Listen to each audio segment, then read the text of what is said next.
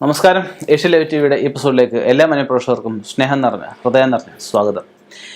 Tension മാറാൻ മന്ത്രമുണ്ടോ എന്നൊരു ചോദ്യം നമുക്കിവിടെ കമൻറ്റ് ബോക്സിൽ വന്നു. ടെൻഷൻ മാറാൻ തീർച്ചയായിട്ടും മന്ത്രമുണ്ട്. ഒരു മന്ത്രമല്ല, ധാരാളം മന്ത്രം പറഞ്ഞിട്ടുണ്ട്. അതായത് ടെൻഷൻ വെച്ചാൽ എന്തുവാ? മനക്ലേശം, അല്ലെങ്കിൽ മനസ്സ് നിയന്ത്രിക്കാൻ പറ്റാതെ വരുന്ന അവസ്ഥ, മനസ്സ് ഭയങ്കര കലുഷിതമായിട്ടിരിക്കുന്ന അവസ്ഥ. അതായത് പ്രകാശ വേഗത്തെക്കാട്ടി കൂടുതൽ സഞ്ചരിക്കുന്ന അവസ്ഥയാണ് മനുഷ്യൻ്റെ മനസ്സെന്ന് വെച്ച് കഴിഞ്ഞാൽ. പ്രകാശ വേഗതയാണെന്ന് കണ്ടുപിടിച്ച ഏറ്റവും വലിയ ആ ഒരു വേഗത എന്ന് വെച്ചാൽ അതിനെക്കാട്ടിലും വേഗതയിലാണ് മനുഷ്യൻ്റെ മനസ്സ് സഞ്ചരിക്കുന്ന പറയപ്പെടുന്നത്. അപ്പം അങ്ങനെ ഭയങ്കരമായ കാര്യങ്ങൾ നമുക്ക് ആലോചിച്ചാൽ എന്താ ആലോചിച്ചില്ലേ കുന്തമില്ല എന്നൊക്കെ പഴയ ആൾക്കാർ പറയാറുണ്ട്. എന്നാലും നമ്മൾ ഒരുപാട് ചിന്തിച്ച് കഴിയുമ്പോൾ, ചെറിയ വിഷയങ്ങളെപ്പറ്റി ഒരുപാട് വ്യാകുലപ്പെട്ട് കഴിയുമ്പോഴാണ് ടെൻഷൻ വർദ്ധിക്കുന്നത്. ഒരുപാട് ടെൻഷൻ കൂടിക്കഴിഞ്ഞാൽ നമുക്ക് ബിപിക്കുള്ള ഗുളിക കഴിക്കാന്നല്ല വേറൊന്നും ചെയ്യാനും പറ്റത്തില്ല.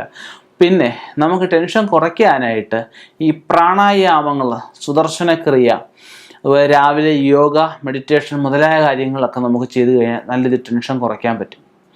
രാവിലെ നമ്മൾ എപ്പോഴും സരസ്വതി യാമത്തിൽ എണീക്കുന്ന ഒരാൾക്ക് ടെൻഷൻ വളരെ കുറവായിരിക്കുന്നതാണ് പറയപ്പെടുന്നത്. സരസ്വതി യാമം ഏകദേശം 3:30-ക്കും 4-5 മണിക്കും ഇടയ്ക്കുള്ള സമയമൊക്കെ സരസ്വതി യാമമായിട്ടൊക്കെ പറയപ്പെടുന്നത്. ഈ സമയത്ത് നല്ല ഓക്സിജൻ ആയിരിക്കും നമ്മൾ ശ്വസിക്കുന്നത്.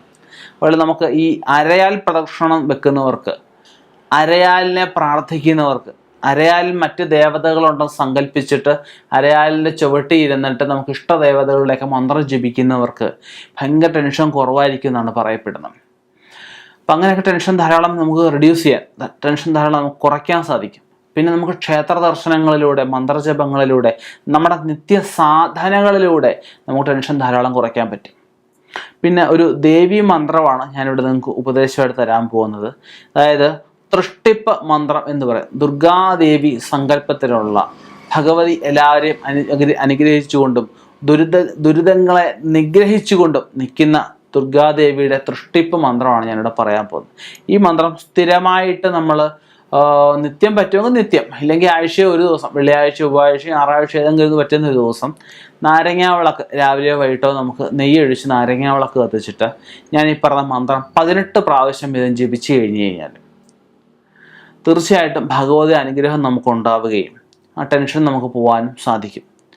നമുക്ക് ടെൻഷൻ ധാരാളമായിട്ട് ഉണ്ടാകുമ്പോൾ ഒരു 3 പ്രാവശ്യം ശ്വാസം ഫുൾ ശ്വാസം നമുക്ക് ഇടത്തെ മൂക്കിലൂടെ അകത്തേക്ക് എടുത്ത് വലത്തെ മൂക്കിലൂടെ കളയുകയും, വലത്തെ മൂക്കിലൂടെ എടുത്ത് ഇടത്തെ മൂക്കിലൂടെ കളയുകയും 3 പ്രാവശ്യം നമ്മൾ ചെയ്യുക. 3 പ്രാവശ്യം ചെയ്ത ശേഷം നമുക്കെല്ലാം നന്നാവും നമ്മൾ ആദ്യം ചിന്തിക്കുക. അതിനുശേഷം ഭഗവതിയുടെ ഞാൻ ഈ പറഞ്ഞ മന്ത്രം ഓം ജാത വേദസേ സുനവാമ സോമ വരാദീയതോ നിദഹാദി വേദ സന പരിഷദതി ദുർഗാണി വിശ്വ നാവേവ സിന്ധും ദുരിതാദ്യഗ്നി. നമ്മൾ പറഞ്ഞുതരാം. ഓം ജാത വേദസേ സുനവാമ സോമ വരാദീയതോ നിദഹാദി വേദ സന പരിഷദതി ദുർഗാണി വിശ്വ നാവേവ സിന്ധും ദുരിതാദ്യഗ്നി. ഈ മന്ത്രം നമുക്ക് പതിവായിട്ട് നമ്മൾ ജപിക്കുകയാണെങ്കിൽ, ഇതിനെ ദുർഗാദേവിയെ ഉപാസിച്ചുകൊണ്ട് ഈ മന്ത്രം പതിവായിട്ട് മനസ്സിലായാലും ശുദ്ധമായിട്ടുള്ള അവസ്ഥ, ഓഫീസിൽ ഇരിക്കുമ്പോൾ നമുക്ക് അല്പം ഫ്രീ ആയിട്ട് കിട്ടുക, ഭഗവാനെ വിളിക്കാൻ പ്രത്യേകിച്ച് സമയമില്ലെന്നാണ് പറയപ്പെടുന്നത്. ഓഫീസിൽ നമുക്ക് ടെൻഷൻ കൂടി നിൽക്കുന്ന സമയത്ത് 3 പ്രാവശ്യം ഫുൾ എയർ എടുത്ത് വിട്ട ശേഷം ഞാൻ ഈ പറഞ്ഞ മന്ത്രം പറ്റുന്നെങ്കിൽ 3 പ്രാവശ്യം ജപിച്ചു കഴിഞ്ഞാൽ ആ ടെൻഷന് കുറവ് വരികയും നമ്മൾ എന്ത് വിഷയത്തിനെ ഉദ്ദേശിച്ചാണോ ടെൻഷൻ അടിക്കുന്നത് ആ ഒരു സൊല്യൂഷൻ ഭഗവതി നമുക്ക് കാട്ടിത്തരികയും ചെയ്യും. സംശയമില്ലാത്ത കാര്യമാണ്. ഇനിയും ഇതുപോലുള്ള വ്യത്യസ്തമായ വിഷയങ്ങളുമായിട്ട് നമുക്ക് കണ്ടുമുട്ടാം. ടെൻഷൻ കുറയാനുള്ള ധാരാളം യന്ത്രങ്ങളുണ്ട്, ധാരാളം മന്ത്രങ്ങളാലും യന്ത്രങ്ങളാലും നമുക്ക് ഏത് വിധത്തിലുള്ള പ്രശ്നങ്ങളെ പരിഹരിക്കാൻ പറ്റും എന്ന് മനസ്സിലാക്കുക.